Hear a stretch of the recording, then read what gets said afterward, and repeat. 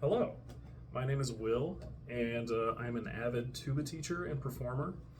But I am very much a couch guitar player in my free time from, not practicing tuba. And I figured I'd make a little YouTube channel not focused on tuba and basically talk about the things that I'm working on at the time. I've been playing guitar for a long time. Basically, I've always been really good at like getting around the neck, knowing shapes.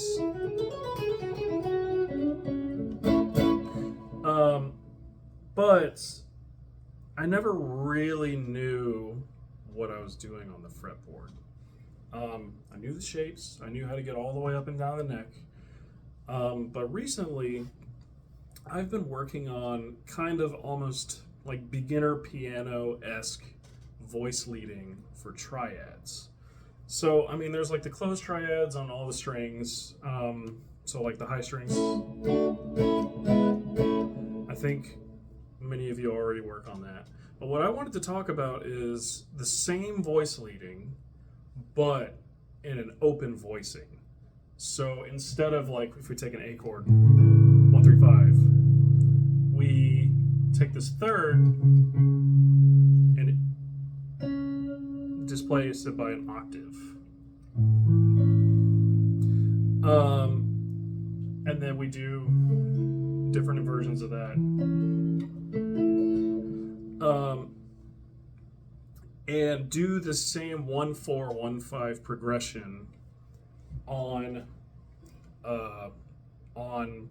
this A chord going up and down the neck.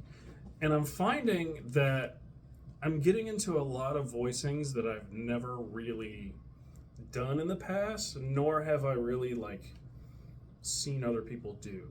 I'm sure they're out there, but I just thought I would share. So we're going to take this A chord, and instead of your standard A triad, we're going to displace a third. So we have A, E, C sharp. So that's A on the low string, 5th fret, E on the A string, 7th fret, C sharp on the G string, 6th fret.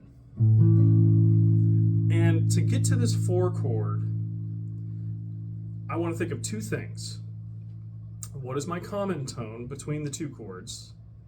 So my common tone would be this A. And the other thing is I want to pay attention to what my third is doing. When I go from a 1 chord to a 4 chord, I want my third to go up to that root, which is G string, 7th fret. So how do I do that?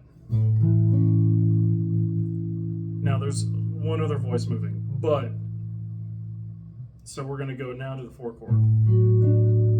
So this is 5th fret E string, 4th fret D string, 7th fret G string.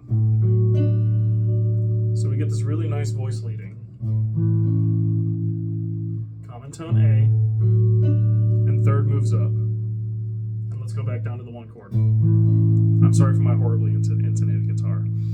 Now, there's one other thing when we go to the 5 chord that we want to keep in mind. So I like to think of my half step movement in all of them. In the first chord, it was this movement.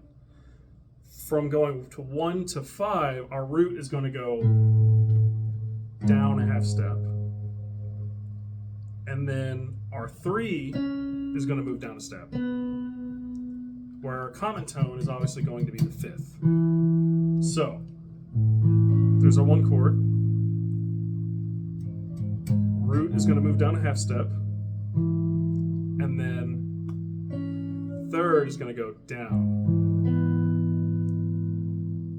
So now we have a 5 chord in an open voicing. Then we go back to the root. So I'll do that kind of quickly for you. Sorry, there's our 1 chord. There's our 4 chord. There's our 1 chord again. 5 chord. Bam. Now, The other thing I've been messing with here is inverting everything. And the cool thing is, when we do this sort of exercise, we get all of the inversions in one. So we have root position, and then we have a second inversion, because the fifth is in the bass. Back to root position, and then the third is in the bass. First inversion, root position. Now, I'm going to take our one chord and I'm going to invert it, but still keep an open voicing. So this is going to be third scale degree. So C sharp, A. So this is 4th fret on the A string, 7th fret on the D string, and then we have 5th fret on the B string. There's our one chord. We just inverted it. So we went from to that. So now we have something different. Remember I was talking about earlier, find your common tone. So moving from 1 to 4, our common tone is going to be the root A. And then pay attention to what your third is doing. The third's in the bass now, so it's going to go up. So now we're going to have a root position 4 chord. By the way, that fifth is going to go up. Sorry for my horribly intonated guitar. Back to the one chord. And now we're going to do something a little bit new. Our fifth is obviously going to stay in the same place. But our third is going to go down to 2. And our root is going to go down to 7. So there's our one chord. This note's going to stay in place. Our root's going to go down, and then our third's going to go down. And there's our 5 chord.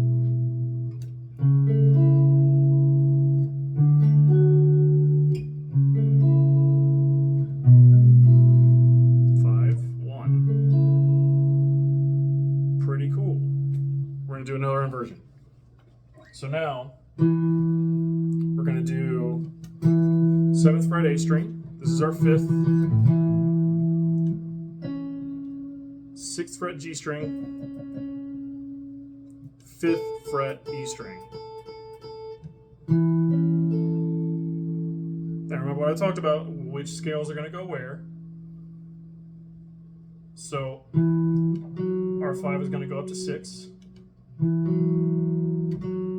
Our third is going to go up to 4, and our root's going to stay the same. So that's then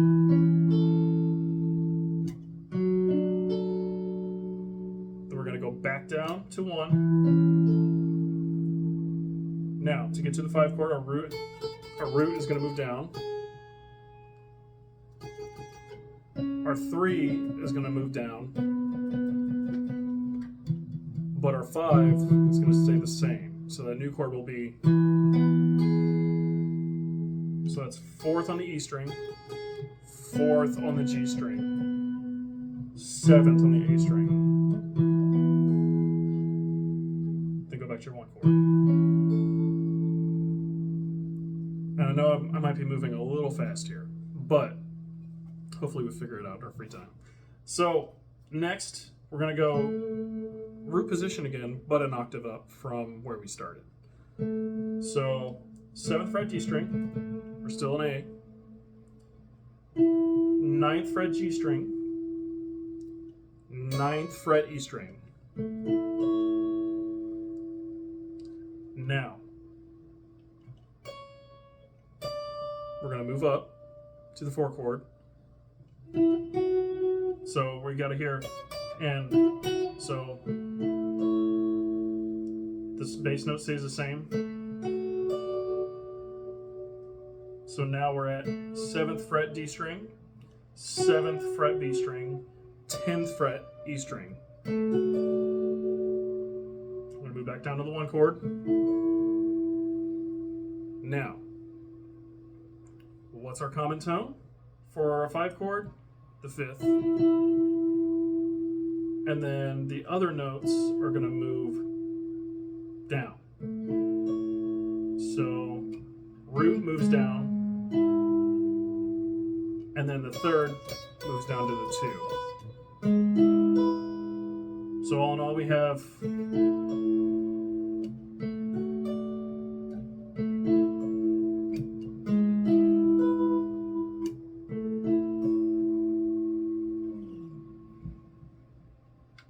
so let me know if, I know I was probably moving a little fast on that, but let me know in the comments if you want to see more videos like this of things that I'm working on. I might make another video of like closed voicing triads. It's just, this is what I was doing today, so I started with something a little bit more complicated. But I'm not much of a music writer, but I'm sure you can take any of this stuff and incorporate it into your music however you would see fit. Let me know in the comments. But yeah, see you later.